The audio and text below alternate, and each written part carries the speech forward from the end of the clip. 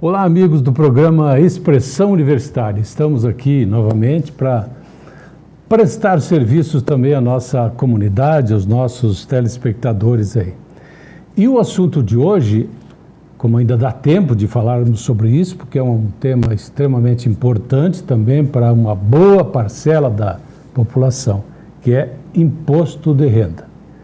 As principais informações para quem ainda não informou a Receita Federal e precisa declarar o seu imposto de renda. Por isso, nós contamos com a presença do contador da URI Erechim, Juliano Bósio. Bem-vindo novamente aqui ao nosso espaço, Juliano. Sempre é importante contar com a tua presença e também porque são informações extremamente relevantes quando se fala de imposto de renda. Bem-vindo, então, às suas informações iniciais. Acho que vamos começar o nosso bate-papo a respeito das informações básicas sobre o imposto de renda. Prazo, quem precisa declarar, por aí afora. Certo, Ademar. É um prazer estar de novo aqui, trazendo informações sobre o imposto de renda. Como tu bem falou, temos tempo ainda, né? Mas é importante que as pessoas lembrem que o prazo é até o último dia útil desse mês. Tem algumas pessoas falando que é 31, mas não é 31. É até o dia 30 de maio, então você tem até esse dia para acertar as contas com o leão. Então vamos lá, né, Ademar? Acho que as informações iniciais que é importante a gente repassar, embora hoje isso esteja muito disponível na internet, em vários canais, mas é sempre bom a gente relembrar. Então, quem precisa fazer a declaração do imposto de renda? Tá? Então, são aquelas pessoas que receberam rendimentos tributáveis acima de R$ 33.888. No ano passado, esse valor era de R$ 30.639,90. Então, ele aumentou um pouquinho. Essas pequenas mudanças que estão acontecendo na tabela, elas nem são uma correção. Elas são uma adequação para que quem ganha até 2 salários mínimos não pague imposto de renda. Então, são apenas adequações. A correção a gente está esperando ainda. Isso até acho que já podemos até comentar, que o governo promete R$5 mil de teto aí para... Mas é importante salientar que não é para esse ano, talvez para o ano que vem, né, Juliano? Perfeita informação. Olha só, existe já um projeto encaminhado. Então, como o projeto precisa ser aprovado, nós já estamos em 2025, para esse ano não vai valer. Se o projeto for aprovado, ele vai valer para 2026 e aí você vai se beneficiar disso quando fizer o imposto de renda lá em 2027 relativo ao ano de 2026. Se quer, né, dar uma isenção para quem ganha até R$5 mil, mas é importante a gente falar que o governo espera uma contrapartida. Mas isso vai ser tema provavelmente de um programa específico, né? Mas eu vou dar só uma palhinha aí do que poderá acontecer. O governo quer tributar quem ganha valores maiores. Então, quem ganha num ano a partir de R$600 mil vai ter que pagar um mínimo de imposto. Não se tem uma certeza ainda, mas se quer fazer uma tabela progressiva, de modo que quem ganhe 1.200.000 no ano pague pelo menos 10% de imposto. Mas até as pessoas podem se perguntar, mas já não paga imposto? Não, é que aí muitas pessoas que ganham esse valor são empresários e que têm lucros da empresa. E hoje isso não tem tributação. Mas com esse projeto é muito provável que essa renda toda seja somada e o empresário tenha que pagar um pouco mais. Então veremos os próximos capítulos disso. Perfeito. Isso, como eu falei, vai ser tema específico. Acredito que um programa inteiro só para a gente comentar isso aí. Mas isso depois que passar pelo Congresso e por aí afora. Bom, ainda... Diga. Quem recebeu rendimentos tributáveis ou não, né, mesmo isentos, acima de 200 mil. Recebeu uma indenização, alguma coisa, isso já me obriga a fazer imposto de renda.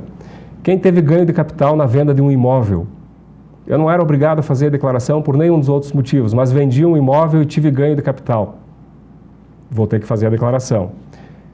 Comecei a investir na Bolsa de Valores, comprei ações, vendi, mas se eu olhar para as minhas vendas no ano, eu vendi mais do que R$40 mil. vou precisar fazer a declaração. Ou em algum mês eu fiz uma operação e me deu um ganho e me obrigou a pagar imposto, segundo as regras que existem para isso. Vou ter que fazer a declaração por conta disso. Uma outra novidade que tem, o produtor rural, ele precisa fazer a declaração, isso já era sabido, tinha um limite que era de 153, 199,50, esse valor subiu para 169,440, obrigando então o produtor rural a fazer a sua declaração. Também vem aquela questão do conjunto de bens. A pessoa que tem um apartamento, uma casa, o carro, o dinheiro em banco, e a soma de tudo isso chega a R$800 mil, ou ultrapassa R$800 mil. Também vai estar obrigado, por esse motivo, a fazer a declaração. Mas aqui tem um detalhe interessante, não é pelo valor de mercado. Veja assim, comprei um apartamento por 400 mil há 10 anos atrás, hoje ele vale 1 milhão. Aí então eu me enquadro nessa questão dos 800 mil? Não, porque o teu valor de compra desse apartamento e que está lá na sua declaração é 400 mil. Se somado com as outras contas bancárias, bens que você tem, ultrapassar 800 mil, aí sim. Então não é pelo valor de mercado. Outra questão ainda, se a pessoa estava fora do Brasil e passou a residente novamente no Brasil, que vai fazer a entrada fiscal, também vai precisar fazer a sua declaração por conta disso. E fechando a lista aqui, que é grande, nós temos ainda uma questão nova que surgiu no ano passado, que deu a possibilidade de algumas pessoas que entenderam que era vantagem atualizar os seus bens na declaração do imposto de renda, pagando o imposto. Quem fez isso, obrigatoriamente vai ter que declarar o imposto de renda para informar toda essa situação. Então, basicamente é isso, tá? Tem algumas outras questões assim menos frequentes, como por exemplo, quem fez venda de algum imóvel e optou por comprar outro imóvel no prazo de 180 dias para não pagar o imposto, também essa razão já obriga a fazer a declaração. Então, são alguns detalhes aí. Na dúvida, sempre digo, converse com o contador e não fique no risco assim, de perder o prazo porque estava obrigado e não sabia. Perfeito. A gente conversava durante a semana aí de que os contribuintes às vezes perdem oportunidades por não saber ou não informar a Receita. Não é especificamente o que tu acabou de falar. Pode dar mais alguns exemplos? Ou é isso mesmo que... Claro, Ademar. Na prática do dia a dia, a gente vê muitas pessoas que fazem o seu próprio imposto de renda e acho que é importante que a pessoa tenha essa possibilidade. A informação está disponível para que todos façam o seu imposto de renda, mas muitas vezes, e principalmente no Brasil, com tantas regrinhas, tantas alterações na legislação... Que mudam a todo momento. O contribuinte ele se perde um pouco e acaba não aproveitando algumas oportunidades. Eu vejo no dia a dia, por exemplo, está lá a pessoa que vai fazer a declaração, ela paga um plano de saúde para o pai ou para a mãe, e é caro muitas vezes esse plano de saúde, e ela não informa o pai e a mãe como dependente. E aí quando eu pergunto por quê, a pessoa me diz, não, é que se eu colocar o meu pai ou minha mãe aqui na minha declaração, eu vou ter que colocar a renda deles e não vai valer a pena. Será? Aí eu começo a perguntar, mas que idade tem o teu pai ou a tua mãe? E que rendimento eles têm? E muitas vezes a gente chega à conclusão que é um pai ou uma mãe que são aposentados, têm mais de 65 anos, recebem um salário mínimo. O que acontece nesse caso? Esse rendimento é isento. Então a pessoa pode tranquilamente informar o pai ou a mãe como dependente no seu imposto de renda, informar as despesas com saúde, esse plano de saúde, e se beneficiar pagando menos imposto, mas não faz por desconhecimento. E tem outras situações mais, posso comentar ainda aqui. Vamos pegar uma outra situação continuando nessa linha de dependente. Filho. Então a gente sabe que o filho, até 21 anos, pode ser dependente, ou até 24 anos, se continuar os estudos como universitário. Então eu vejo também situações onde o filho fez 21 anos, naquele ano, e aí a pessoa já tira como dependente. Mas se esquece que em algum momento do ano, esse filho teve 20 anos. Entende? Ou melhor, deixa eu corrigir aqui, fez 22 anos, ultrapassou a idade, Mas em algum momento esse filho tinha a idade permitida. Se ele tiver a idade permitida num único dia do ano, ele pode ser dependente. Isso vale também para a pessoa que tem um pai, uma mãe como dependente, tá? E num determinado ano venha a falecer.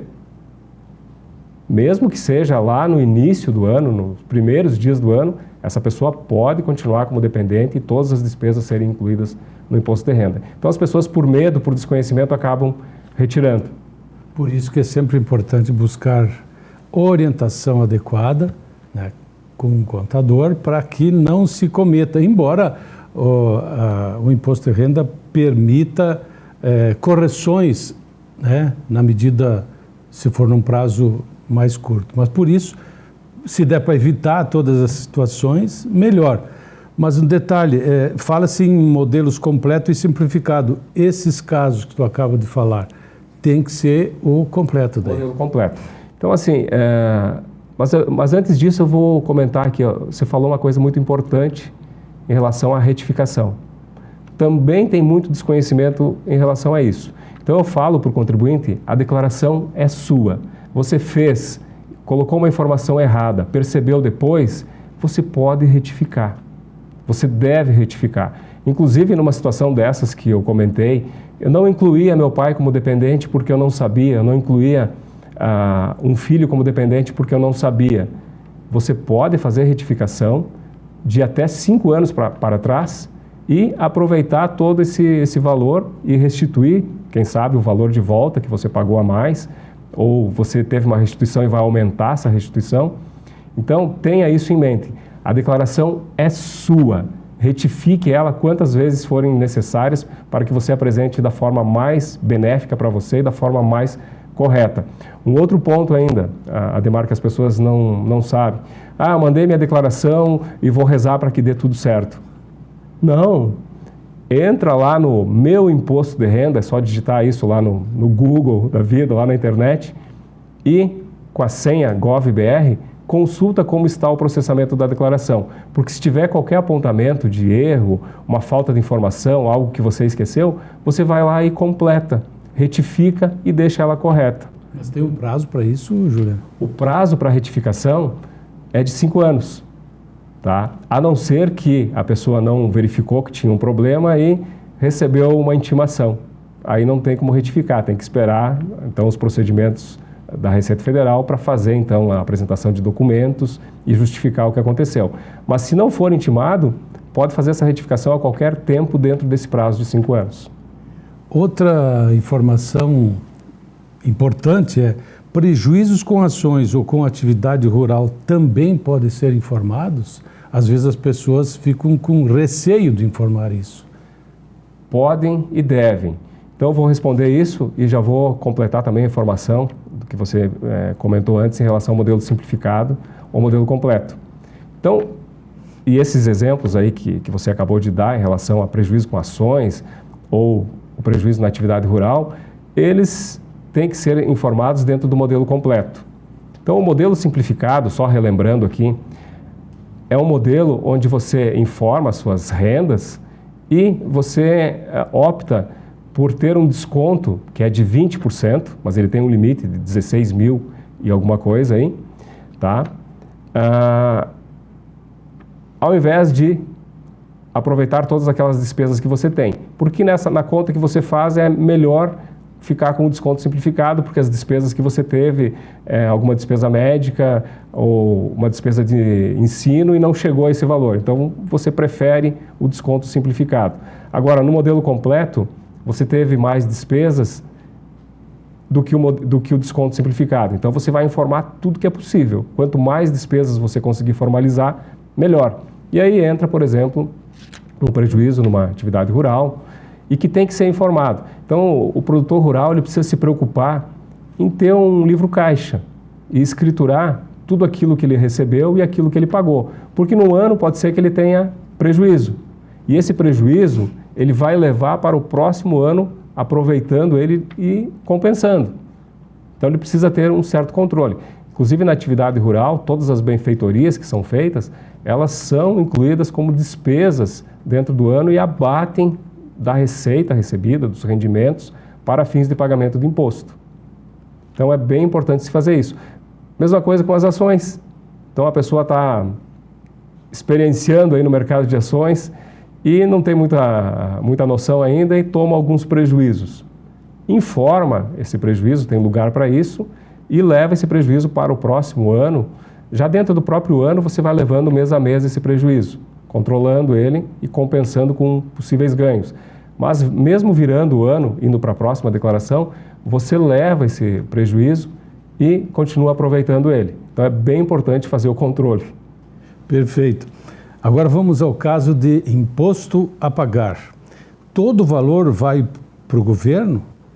Como é que é possível doar parte desse imposto para entidades sociais, se for o caso? Bom, Ademar, é um assunto realmente relevante nesse momento. Esse é um assunto de extrema relevância. Ele tem alguma desinformação até, que acaba rolando. E acho que a gente tem que até dedicar um tempinho mais aqui para falar disso. Então, o imposto que incide sobre a sua renda, tá? Não é aquele imposto lá no final que você paga ou tem a restituir. Aquele que você paga ou tem a restituir é o resultado do imposto que foi calculado sobre a sua renda em relação àquilo que foi retido durante o ano, aquilo que já foi descontado de você durante o ano. Então, ele é apenas um resultado. Se o imposto que deu na sua declaração foi maior do que o valor que você já teve de retenção, você vai ter que pagar uma diferença. Se ele foi menor, você vai receber de volta. Tá? Mas agora existe uma legislação que permite que você destine até 6% desse imposto para entidades sociais. E esse é um ponto de extrema relevância, porque o valor é bastante relevante, se nós olhar para o Brasil todo, e por desconhecimento, por alguma desinformação, isso acaba não acontecendo. O Juliano tem alguns números, índices que mostram realmente o quanto de recursos, de dinheiro, a gente poderia destinar a essas entidades sociais. E aí tem alguns segredinhos que também ele vai comentar a partir de agora. Então, olha só, Ademar. Por exemplo, no ano passado, nós tivemos disponível para ser doado, isso são dados da própria Receita Federal, um valor de 14,9 bilhões. 14,9 bilhões disponíveis para que as pessoas fizessem destinação de imposto. Sabe quanto foi doado efetivamente? 380,36 milhões. 380 milhões. Isso representa 2,55% do potencial de doações. Ou seja, nós podíamos ter 90 e, assim, a grosso modo, 98% a mais de recursos disponíveis para essas entidades. É um valor bastante expressivo. Alguns bilhões. Exatamente. Então, olha só, nesses dados que eu peguei aqui da Receita Federal, a gente consegue ver isso por estado. E aí vamos falar do nosso estado. Então, no ano passado, o potencial de doações aqui, com base nos contribuintes do Rio Grande do Sul, era de 792 milhões. Só para ter uma ideia, o Rio Grande do Sul não é o estado com o maior potencial. Nós temos, por exemplo, o Paraná com 2 bilhões de potencial de doações. Nós temos um estado de... Eu tinha aqui o São Paulo aqui. Olha só São Paulo, 4 bilhões. Potencial de doações. Agora vamos ver o que aconteceu. No Rio Grande do Sul, no ano passado, os contribuintes do próprio estado doaram 45 milhões. Só que o Rio Grande do Sul, e muito em virtude da enchente que houve, das campanhas que foram feitas, ele recebeu 113 milhões. Foi o estado que mais recebeu. Então ele recebeu doações de contribuintes de outros estados. Só para comparar, olha só, São Paulo, que é o maior, 4 bilhões, recebeu de doações 75 milhões. Menos que o Rio Grande do Sul. O Rio Grande do Sul recebeu 113 milhões. Então, muito em função da campanha que foi feita. Mas se a gente olha para o potencial, esse número é muito pequeno ainda.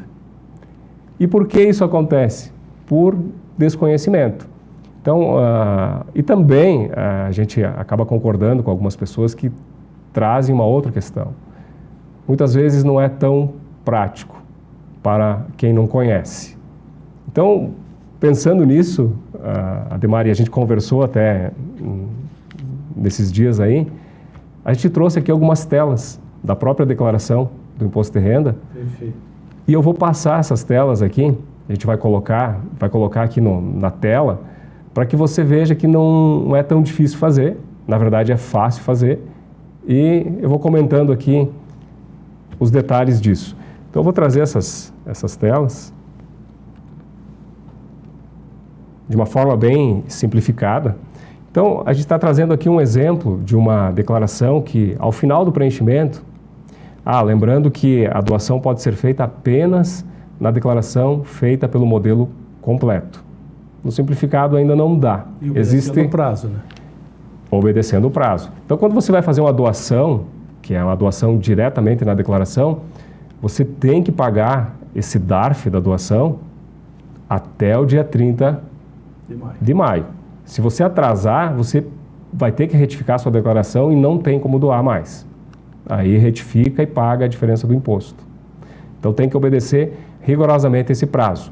Então, nessa tela que eu estou trazendo aqui, nós temos uma declaração concluída que chegou a um valor de R$ 5.809,02 para pagar de imposto, pelo modelo completo, que é o modelo aqui por deduções legais.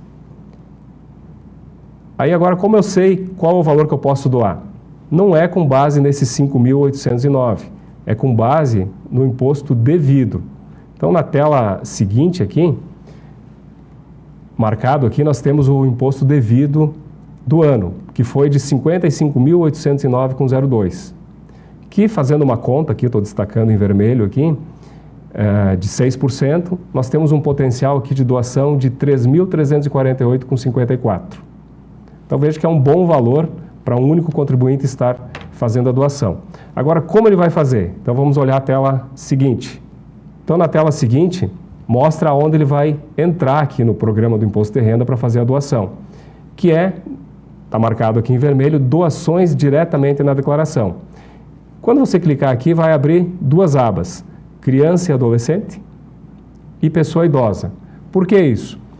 Porque no momento de fazer a declaração, você pode doar 3% para as entidades que cuidam de crianças e adolescentes, que têm projetos, e mais 3% para pessoa idosa. Então, tem entidades que cuidam de pessoas idosas, destinam para entidades que fazem esse trabalho. Então, é nessa tela que você faz. Lembrando que se você fizesse essa doação durante o ano, que é possível também, você poderia doar os 6% para uma única entidade. Então, poderia doar simplesmente para uma entidade que cuida de crianças. No momento da declaração, é obrigatório dividir 3% para uma e 3% para a outra. Então, é isso que está mostrando aqui. Então, se a gente seguir, aqui está a primeira doação para o Estatuto da Criança e do Adolescente. Quando você entra nessa tela, é possível, então, escolher um fundo nacional, estadual ou municipal. Você escolhe para onde vai o recurso. Nesse exemplo aqui, eu escolhi o Rio Grande do Sul, a cidade de Erechim, e o valor que é possível de doar aqui, que é os 3%, inclusive o sistema aqui da declaração, ele já mostra qual é o máximo. Então, simplesmente você repete o valor desses 3%, informa e grava. Depois de feito isso, você vai para outra aba da doação aos fundos controlados pelos conselhos da pessoa idosa. E pode fazer a doação de novo de 3%. Então está aqui, esse valor de 3% dá R$ 1.674,27. E você grava e está feito. Perceba que a cada doação feita, o valor do imposto por deduções legais, que era ali de mais de 5 mil, agora ele está em 2.460. Você está dividindo esse valor. Essa é uma possibilidade legal, você tem direito de fazer isso. Na tela seguinte, eu fiz aqui toda uma anotação aqui de como como fica. Então a gente vai ver aqui que antes de fazer qualquer doação, o valor do imposto a pagar era de R$ 5.809,02. Depois de feitas as duas doações, ficou R$ 2.460 de imposto, que vai ser emitido o DARF para pagar até o dia 30/5, e mais 2 DARFs, um para o Estatuto da Criança e Adolescente e outro para o Estatuto do Idoso, ambos de mesmo valor. E se você somar então o valor do imposto que você vai pagar mais as duas doações, é o mesmo valor que você ia pagar como imposto. Ou seja, o desembolso é o mesmo. Tá? E aqui está marcado também na tela onde você vai emitir esses DARFs. Então, lembrando que tem que fazer isso até o último dia útil do mês de maio. Dessa forma, você garante aí essa doação. Mas aí vem a pergunta, e para aquela pessoa que tem uma restituição, ela pode doar também? Pode, com toda certeza. Então, imagine esse mesmo exemplo que eu estou trazendo e ao invés de ser R$ 5.809,02 a pagar, seria a restituir. Você vai poder fazer a mesma doação, tá? E ao fazer essa doação, emitir esses DARFs... Ou seja, 6%, né? De 6%. Vai conseguir fazer os mesmos 6%. Ao emitir esses DARFs e pagar, esses valores pagos serão somados à sua restituição e você vai receber de volta quando chegar a sua vez lá nos lotes de restituição. Pode demorar um pouco, mas vem. Pode demorar um pouquinho. Corrigidos, isso é importante, né? E esse valor vem corrigido, então não tem por que você não fazer. O único detalhe é que você vai ter que fazer esse desembolso antes. Então eu vou pagar no dia 30 de maio e lá no dia 30/6 ou 31/8 ou 30 de setembro, se eu ficar lá para o final, novembro, eu vou receber de volta e vou receber corrigido. Então acaba sendo até uma aplicação feita aí. Juliano, não sei se a gente está com o tempo mais ou menos no fim, mas eu gostaria de, talvez uma questão que as pessoas ficam um pouco na dúvida, ou bastante até, tá, eu doei para os idosos ou para as crianças e adolescentes, tá, mas e como é que eu faço para indicar a minha entidade ou a minha entidade de preferência social? Eu gostaria que os meus recursos fossem para a entidade X. Excelente que você tenha trazido esse assunto.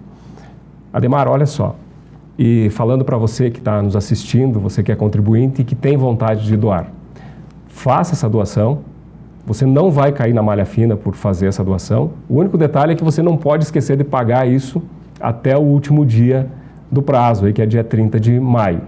Agora, você pagou e fez bem dessa maneira como a gente trouxe o exemplo. Um DARF para o Estatuto da Criança e outro para o Estatuto do Idoso. De posse desses DARFs, você vai na Secretaria da Fazenda aqui do município e indica, lá tem um formulário, para qual entidade você gostaria que esse recurso fosse destinado. Porque se você não fizer isso, esse valor vai ficar no fundo municipal, então todos os municípios têm esse fundo, ou quase todos têm, e esse valor vai ser rateado entre todas as entidades. Então, se você quer destinar especificamente para uma entidade, vá até a Secretaria da Fazenda com o DARF pago, com o comprovante, e indique no formulário que você vai assinar para qual entidade você quer que o recurso seja destinado. Essa entidade vai ser chamada, ela vai ter que apresentar muitas vezes um projeto de uso desse recurso, mas ela vai receber e dispor desse recurso para suas atividades. Perfeito. Tem mais alguma afirmação importante, Juliano? Porque informações importantes todas são, né? Mas alguma coisa que para nós encerrar o nosso bate-papo. Olha, eu diria para você que está fazendo sua própria declaração, que você busque sempre as informações, que você tire suas dúvidas, tem muita informação disponível hoje na internet, mas nada substitui conversar com um especialista. Então, na dúvida, pelo menos uma vez, senta lá com o contador, converse com ele, troque ideias sobre suas situações específicas e aí depois você segue fazendo, porque você não precisa perder oportunidades ou pagar mais por desconhecer. Perfeito. Grandes informações aí trazidas ao nosso espaço aqui do Expressão Universitária pelo nosso contador da URI, Juliano Bósio. Prazer tê-lo aqui conosco novamente, Juliano, porque você sempre traz informações extremamente relevantes aí a toda a nossa comunidade. Esperamos ter novamente contribuído aí com a nossa comunidade a respeito também desse assunto sempre presente todos os anos, né, Juliano? Então, obrigado mais uma vez pela sua presença e a você em casa que semanalmente nos prestigia, nosso carinho, nosso abraço, até o próximo programa.